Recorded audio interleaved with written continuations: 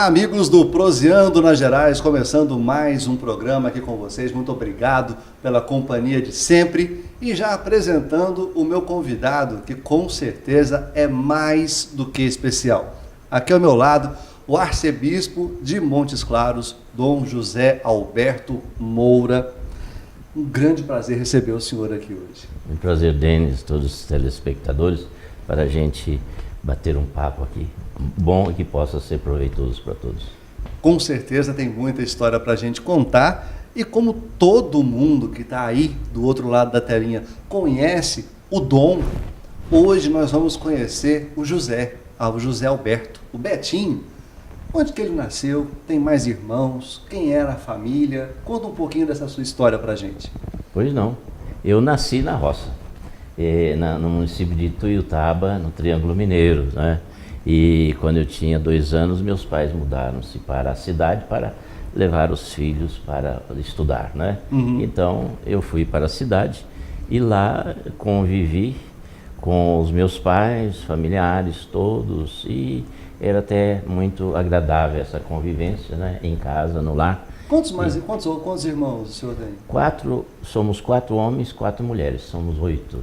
8? Todos, Pai e mãe trabalharam direitinho, né? Direitinho. A parte do crescei-vos e multiplicai-vos, eles levaram a risco. Aconteceu, de fato. E isso foi muito bom, a gente, com mais gente em casa, né?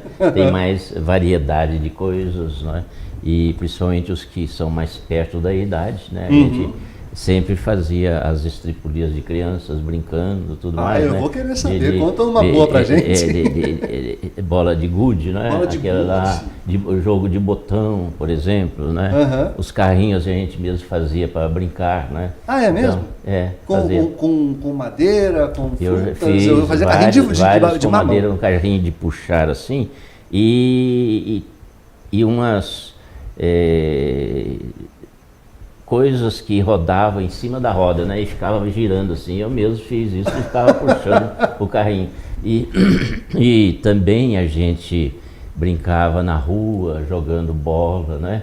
E ao mesmo tempo também eu tive muita pneumania, a mania de rodar no pneu. A gente não era pneumonia, por favor, não ficava doente. Mania, né? Mania de pneu. E assim outros, né? Outras com aquela coisinha de arame que a gente rodava assim? Isso. Eu conheço, tá vendo? Não sou tão novo assim, não. Tá vendo? Agora, antes de acompanhar este caminho da vocação, a criança, por mais estripulias que faça, é da idade, a gente releva. O senhor lembra alguma travessura, alguma traquinagem daquelas boas que mereciam uma chinelada da mãe ou do pai? Ah, sim. Às vezes a gente ia no quintal, né, para chupar manga e não era hora de estudar, então a gente recebia o couro também do pai, né, que batia. Na época batia mesmo. Mesmo? Tinha a hora certinha para estudar. Para estudar, tinha que estudar. E então a gente às vezes saía do horário, né? E às vezes ia brincar fora, e no vizinho, cadê os filhos? E aí gritavam aí até achar onde estava, né? No vizinho. E aí a gente recebia as repreensões, é claro, né? A gente sabia que é para o bem. Isso certamente foi, né? Dentro de uma certa disciplina, isso é importante. Sim. Porque deixar solto demais, as pessoas não se formam bem, né? Verdade. Então é preciso de adestrar-se para realmente seguir determinados horários, responder a certas obrigações, né? Das tarefas escolares e assim por diante. Mas quando a gente não fazia direito, então o puxão de orelha acontecia. Vinha na hora. Sem dúvida nenhuma. Hoje em dia já se tem uma série de detalhes na criação das crianças que é proibido isso, é proibido aquilo. Mas se a gente for levar em consideração, nenhum de nós ficou traumatizado por causa de umas palmadas, né? Isso fez até bem, porque a gente sabia que era para corrigir aquilo que é para o bem da gente mesmo, né? A gente aprendeu isso. E, por exemplo, também no que se refere à honestidade. Aquilo que é seu, aquilo que é dos outros, é dos outros. Então a gente aprendeu. A minha mãe, às vezes, ela fazia bordado, né? Tricô, essas coisas, e mandava comprar linha. Uma vez eu me lembro que eu fui comprar linha para ela, e lá do lado de fora do balcão tinha uma moeda. Eu falei, nossa, dá para comprar um doce, né?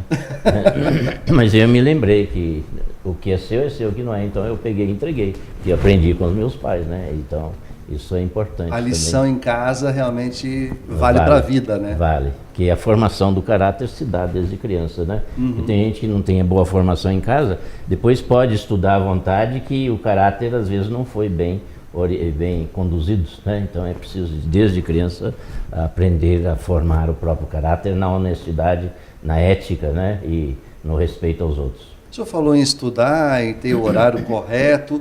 Como é que era o José Alberto na escola? Bom, na escola eu ia normalmente, não é?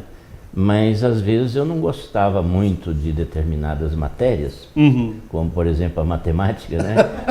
Somos dois.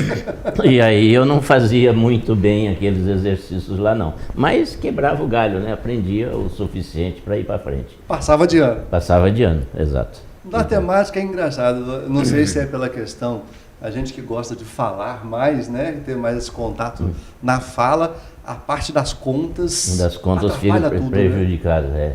Exato. Porém, pelo menos o mínimo para saber administrar um dinheirinho, comprar uma coisa, aí sim, né? A gente aprendeu. Agora, certas fórmulas matemáticas é difícil. Uma vez eu até fazia faculdade de pedagogia. E eu mudei de São Paulo para Campinas, fui estudar na PUC de Campinas.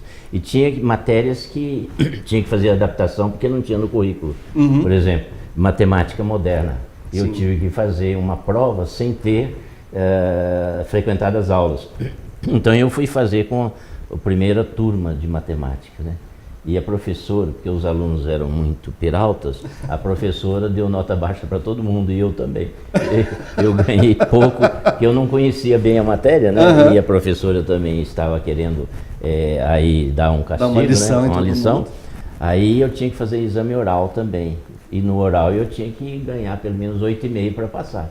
Aí eu falei, não, essa professora, eu não sou dessa turma aí, então eu não vou ser prejudicado, não. Aí eu pedi a direção da escola e fui fazer com a turma, 4º ano de matemática. E aí fui fazer o exame oral. Aí todo mundo fez e eu fiquei por último, porque eu era um a mais. Por fim, a professora me deu lá uma fórmula de matemática para eu fazer. E por sorte eu sabia aquela. E aí eu tirei 10, aí era o que eu queria, passei, né?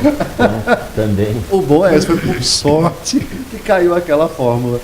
E era do tipo assim, eu vou sentar bem lá na frente, colado na professora, Caxias, ou gostava de ficar lá atrás para uma conversinha aqui, um bate-papo? Às vezes eu ficava lá atrás, né? E também eram gente muito jovem na época, né? E a gente já tinha um certo estudo, já tinha feito filosofia. Então o pessoal vinha tudo colado a gente. Ó, lá vendo que nem tudo é pecado, tão pecado. Não, assim. Tem gente que cola o tempo todo e depois cola grau também, né? Cola grau. O importante é, essa última cola é fundamental, né? Colar o grau. Sem dúvida. Eu queria saber então, quando que foi que o Betinho, lá criança pequena, começou a sentir no coraçãozinho dele que o caminho estava para a vocação, para ser padre? É interessante, até curioso. Foi justamente quando meus pais mudaram para a cidade. Eu tinha 2 anos de idade. E lá eu já falava que queria ser padre. Com 2 anos? 2 anos de idade. Eu me lembro até hoje. E se inspirado em quê? Pois os meus pais eram muito religiosos, né? Então, com essa aproximação muito da igreja, né? Logo eu já tive aquele gosto, falei, eu vou querer ser também que nem o padre aí, né? Então, para ser padre. E meus pais sempre me apoiaram também, não é? Sim. E até meu padrinho de batismo mesmo, ele foi seminarista, então isso também... Tinha uma inspiração já na família. Já na família, E também é muito curioso, porque desde criança eu falava que queria ser padre, missionário, e para um lugar bem pequenininho. Logo que eu fui ordenado padre, eu fui trabalhar como padre em São Paulo, lugar pequenininho, né? Só a maior cidade brasileira. Pois é. E depois eu fui para lugares grandes também, não é? Nós vamos chegar nessa história, porque Tá já estou curioso para saber, e sei que você também está, mas voltando ainda mais lá atrás, foi a partir de que idade que realmente aquilo aflorou? E o senhor falou assim, bom, eu estou aqui estudando, ainda sou criança, mas eu quero seguir, me ajudem. Eu me lembro, eu estava na escola já no segundo ano, né, no primário que chamava naquela época, ensino fundamental hoje, e eu falava para meus pais, olha, eu quero ir logo para o seminário, né? E não, espera, você ainda é muito criança, certo? Aí eu esperei mais uns 2 anos. E ele, não, espera mais, né? Aí eu falei, se não me deixarem, eu fujo. Foi desse jeito. E eu tinha um outro irmão mais velho que eu, ele entrou primeiro do que eu. Só que ele não ficou padre, não, saiu. E eu falei, ó, ele entrou e eu também quero entrar, né? Então, se ele foi, eu também vou. Eu também vou, foi desse jeito.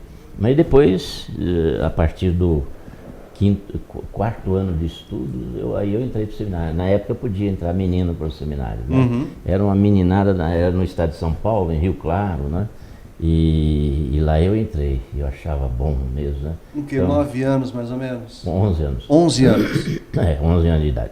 Então, a gente se enturmou, então participava sempre das aulas, dos brinquedos, né, do jogar futebol também. A gente jogava, né? O senhor batia uma bolinha? Uma bolinha, né? Jogava voleibol também, né? No seminário tinha campo para isso, né? Então, assim foi até divertido esse tempo. Estudei 16 anos até ficar padre. Essa fase do seminário, conversando aqui com o padre Antônio Avilmar, que já esteve aqui nessa cadeira, contando um pouco, a gente sabe que quem entra para o seminário nem sempre conclui o caminho para ser padre. Seu irmão, um exemplo. Exato. Ou seja, nem todo mundo tem a vocação.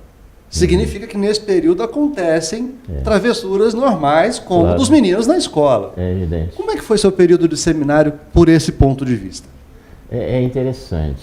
Eu sempre segui o que mandavam lá, né, no seminário, segui as orientações todas. E, no entanto, ao mesmo tempo, por exemplo, na recreação, eu vi gente cortando o cabelo, eu falei, eu também vou cortar. E eu fiquei o barbeiro do lado da turma. Barbeiro 2 vezes, no volante, né? E no cortar cabelo. Não dirige nada? Ou não dirigia nada? Não, é brincadeira, né? Ah, bom. Mas ainda corta cabelo, não? Eu corto. É mesmo? Até o meu, sou eu mesmo que corto. Você mesmo que corta? Olha no espelho ali e vai? No espelho, 2 espelhos, né? Um olhando o outro de lá e eu corto assim. Só não vou pedir porque não tenho que cortar, né? Porque senão eu já ia pegar a fila aqui. Então, durante 16 anos eu fui o barbeiro do seminário, cortava cabelo, ganhei muito dinheiro. Todo mundo, Deus lhe paga, então, puxa vida, Deus paga, né? Sua conta tá cheia, né? Está bem depositada.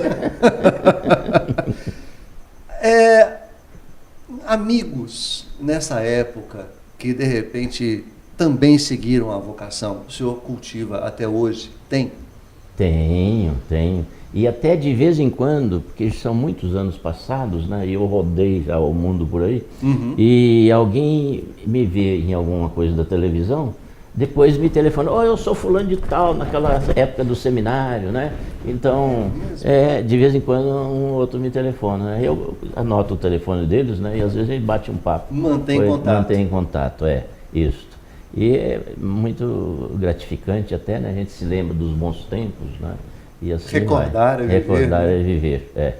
E também no seminário a gente fazia os trabalhos manuais, limpeza da casa, né?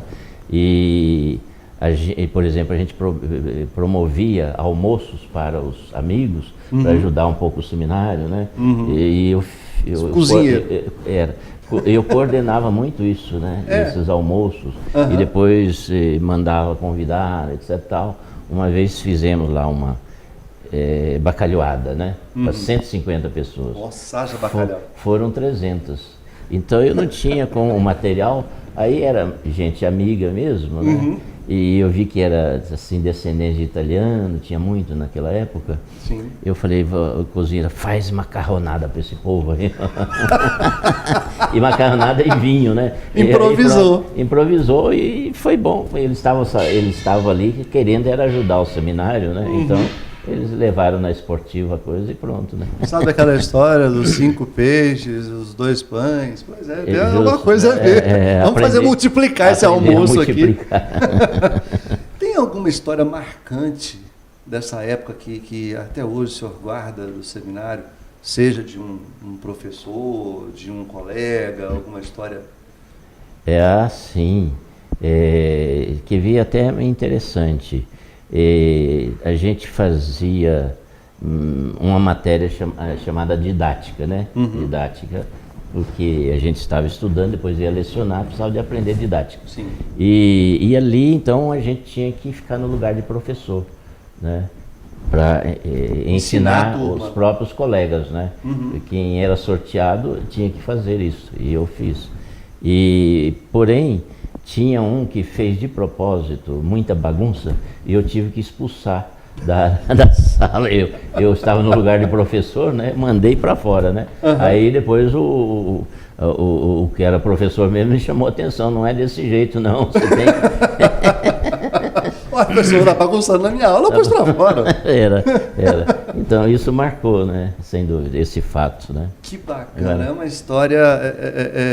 Eu fiz até pós-graduação em Fundamentos da Educação e Didática, para poder dar aula também, e é uma coisa que funciona para uma série de outras coisas, não é só para dar aula, né? Sem dúvida, para saber o trato com grupos, com pessoas, né? Ajuda mesmo. A gente tem que ter didática também para saber, né, expor as coisas, porque quem não tem didática fica, às vezes, se comunicando de uma forma chata com os outros, né? E isso não é agradável, né? Então, sabendo comunicar, então atrai mais os outros, né, para aquilo que você está propondo, sem dúvida nenhuma. Eu vou para o intervalinho rapidinho, porque a gente já quero saber logo quando que foi a ordenação, saber essa chegada. Quer ele tomar um golinho de água? Vai, mas volta rápido, que a gente já está de volta com o Proseando Minas Gerais.